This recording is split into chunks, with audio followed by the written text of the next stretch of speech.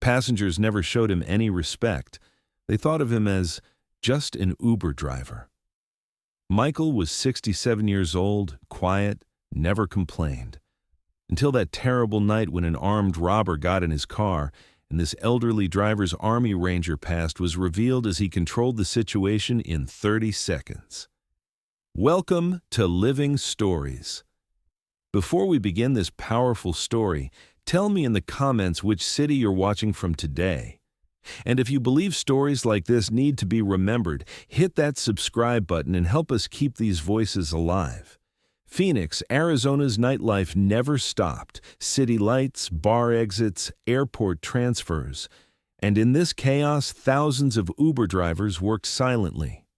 One of them was Michael Torres, 67 years old, gray-haired, calm-eyed man. His 2018 Honda Civic was clean but old, the seats worn.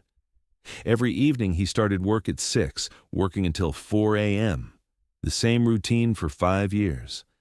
Passengers never noticed Michael. They would get in the car, dive into their phones, acting as if the driver wasn't there.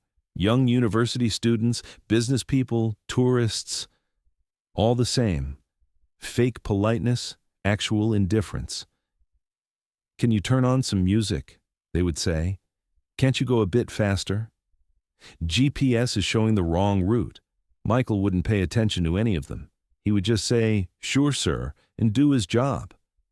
Because 45 years ago, he had taken very different orders in much harder conditions. Night shift in Phoenix wasn't easy. Drunk passengers, disrespectful young people, aggressive customers. Michael had seen it all. But he never got angry. 22-year-old Dylan Chen was an Arizona State University student. Friday night bar exit, he had called an Uber with his friends. Michael's car arrived. "Dude, how long will it take?" Dylan asked as he got in the car. "About 20 minutes, Michael said calmly. 20 minutes? That's too long. Isn't there another route?" "There's traffic, sir. This is the fastest way." Dylan turned to his friends. These old guys are always like this. They don't understand technology. Michael looked in the rearview mirror but said nothing. He didn't want to ruin the young people's evening fun. The same things repeated that night. Disrespect, condescension, being ignored. But Michael was patient, because he had passed much harder patience tests. In Michael's house, in the small closet in his bedroom, there was a small box. Inside were old photographs, medals, and letters. On top was a photograph, 22-year-old Michael in Army Ranger uniform, looking proudly at the camera, 1975 to 1982. The Vietnam War had ended, but the Rangers' work wasn't finished. Special operations, rescue missions, classified tasks. Michael had served in all of these. Rangers lead the way. This motto had guided his life. Being first, going to the hardest places, protecting his comrades. In those years, Michael was among elite warriors. But what happened when the war ended? He had returned home, worked different jobs, retired, and now at 67, he was an Uber driver that young people looked down on. No one knew that this calm man had once served in the world's most dangerous places. No one knew that his silence came not from cowardice, but from discipline. Until that night, when everything changed. October 23rd, Saturday night. It was 11:30 p.m. Michael was waiting in downtown Phoenix. His phone rang. New call. Pickup location, 7th Street and Roosevelt. Drop off, South Phoenix. It wasn't a bad neighborhood, but you had to be careful at night.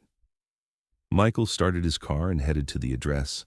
When he arrived at the specified address, a man was waiting on the street corner. About 30 years old, hooded sweatshirt, hands hidden in his pockets. His face wasn't clearly visible. The man approached the car. Michael rolled down the window. "Did you call an Uber?" "Yeah," the man said. His voice was tense, aggressive. He got in through the back door. Michael looked in the rearview mirror. The man hadn't removed his hood. He still kept his hands in his pockets. "Where are we going?" Michael asked. Straight ahead, I'll tell you. This was a strange answer. In Uber, the destination is set in the app. But Michael didn't object. Maybe there was a GPS problem. He started the car and hit the road. The first few minutes passed normally. The man was silent. Michael was moving through traffic. But then the man started talking. "How old are you?" 67, Michael said. "You're old, huh? I bet you've saved up a lot of money." Michael felt uncomfortable. These kinds of questions weren't pleasant at all, but due to customer service requirements, he continued to be polite. "I'm just getting by, sir." "Just getting by, huh?" The man laughed, but the laugh wasn't genuine at all. "Is this car yours?" "Yes." "Do you have insurance?" These questions were getting increasingly strange. Michael looked in the rearview mirror. The man was now moving nervously. He kept his hands inside his jacket. "Sir, could you give me the exact address?" "On the GPS ... "Turn off the GPS," the man said in a harsh voice. Michael's experienced eyes sensed danger. The survival instincts he had learned 45 years ago kicked in. But he didn't take action yet. Maybe he was wrong. "Sir?" "I said turn off the GPS and stop now." Michael slowed down and pulled his car to the right. It was a deserted street, no one around. Just as he stopped, the man took action. He pulled out a gun from inside his jacket and pressed it to the back of Michael's neck. "Now listen carefully, old man. This is very simple. Give me your wallet, give me the car keys, give me your phone. No one gets hurt." Michael's heart raced, but he didn't panic. He had experienced this situation before, in much worse conditions. Okay, he said in a calm voice. "Stay calm. I'll give it to you. Be quick. And don't think about going to the police or anything. I'll find you." Michael slowly moved his hand toward his wallet, but at the same time, he was studying the man's position in the rearview mirror. How he held the gun, where he was sitting, what his reaction time might be. The tactics he had learned 45 years ago were coming back years later. "The wallet is here," Michael said, "but first let me park the car safely for security." And at that moment, he applied the series of movements the Rangers had taught him. Michael suddenly turned the steering wheel to the left. The car shook. The man lost his balance. At the same time, Michael pushed his seat backward, trapping the man's gun-holding hand. "What the?" the man shouted. Michael stopped the car without braking and turned to the back in the same motion. Army Ranger combat training had kicked in after 45 years. With his left hand, he grabbed the man's gun-holding wrist, and with his right hand, he applied a pressure point to his throat. Within 3 seconds, the man was unconscious, and the gun was under Michael's control. The entire operation took less than 30 seconds. Michael completely stopped the car, secured the gun, and took out his phone. 911? Yes, attempted armed robbery. Suspect has been neutralized. Yes, I'm safe. 10 minutes later, police sirens were heard. 2 patrol cars and an ambulance arrived. The man was still unconscious but breathing. Detective Sarah Martinez came to investigate the incident. She found Michael next to the car, calm and controlled. "Sir, can we talk to you?" "Of course, officer." "From what we understand, you defended yourself. What happened?" Michael told the event from beginning to end. Calm, detailed, no exaggeration. "Sir, what do you do for work?" "I'm an Uber driver." "Previous profession?" Michael paused a bit. "I'm a retired soldier." "Which branch?" "Army Rangers." Detective Martinez raised her eyebrows. "Rangers? When?" 1975 to 1982. At that moment, everything became clear. Detective Martinez was knowledgeable about Rangers. The reflexes and techniques this man had shown weren't possible for an ordinary civilian. "Sir, tonight you protected yourself and possibly others. Thank you." The next morning, the incident was featured in local news. 67-year-old Uber driver stops armed robbery with military training. There was also cell phone camera footage. A passerby had recorded the entire incident. Michael's story spread quickly. Local news channels wanted interviews, but Michael didn't want to talk to the media. "I just did my job," he said, "nothing else." But the Uber community in Phoenix now saw Michael differently. He wasn't just a driver, he was a legendary warrior. Dylan Chen, the university student who had looked down on Michael that night, was shocked when he saw the news. He immediately found Michael's phone number and called. "Mr. Torres, this is Dylan. I was in your car last week." "I remember, son." "Sir, I apologize for looking down on you." "No need, Dylan. You're a young kid. It's normal." "No, sir, it's not normal. I didn't know you, but I judged you." After that incident, Michael's Uber experience completely changed. Passengers now treated him differently. Those who had seen the news recognized him and showed respect. But what really changed was Michael himself. He no longer hid the past he had concealed for 45 years. He hung his old Ranger patch on his car's sun visor. One night, a young girl had made a call. She was going home from the airport. When she got in the car, she looked scared and sad. "Are you okay?" Michael asked. "My dad is in the hospital," the girl said. "He had a heart attack. I was going to see him, but I missed the last flight." Michael looked in the rearview mirror. The girl's eyes were filled with tears. "Which hospital?"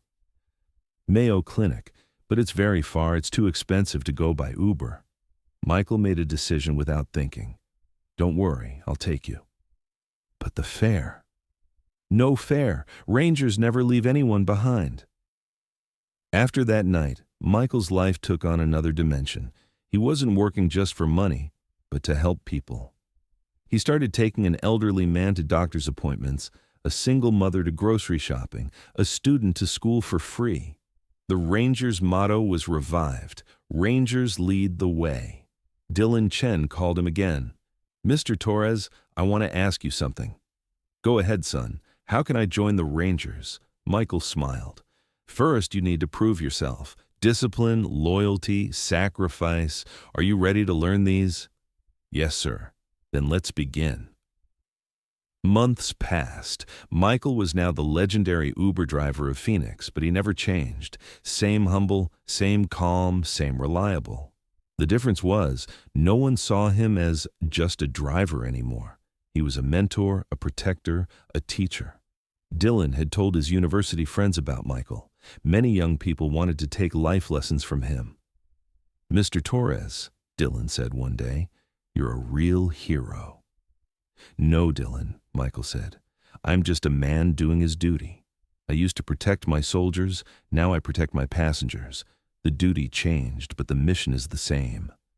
"So what is this mission?" "To get people home safely. No more, no less." Today, Michael Torres still drives Uber in Phoenix, still the same 2018 Honda Civic, still the same night shift. But now everyone knows who he is. Michael taught us this. Age is just a number. The past is just experience. What really matters is who you are today and who you want to be tomorrow. And most importantly, true leadership isn't in the title. It's in character, not in rank, but in respect. Not in medals, but in mission.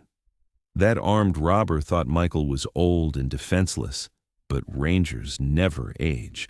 They just fight on new battlefields. So have you ever encountered someone like Michael Torres? Someone who was looked down upon, but was actually extraordinary? Share their names in the comments, tell their stories. Because at Living Stories, we believe that the most powerful stories don't shout, they wait. The most valuable people aren't flashy, they're real. If this story moved you, subscribe and share. Help the voices of hidden heroes like Michael be heard. Until we meet in the next story. And remember, if you get in an Uber and encounter an elderly driver, look at them with a little more respect. Maybe behind that steering wheel there's not just experience, but a legendary past too.